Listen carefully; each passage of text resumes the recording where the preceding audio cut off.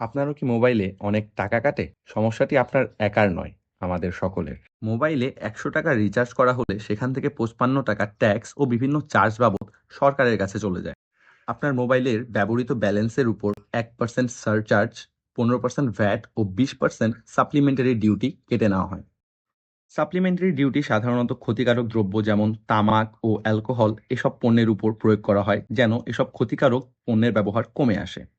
কিন্তু বাংলাদেশের যোগাযোগের অন্যতম খাত মোবাইল অপারেটরদের উপর এত বেশি সাপ্লিমেন্টারি ডিউটি সত্যিই হতাশাজনক।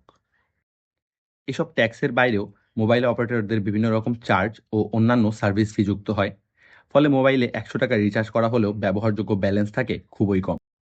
এমন অবস্থায় মোবাইল অপারেটরগুলো খুব একটা মুনাফা করার সুযোগ পায় না।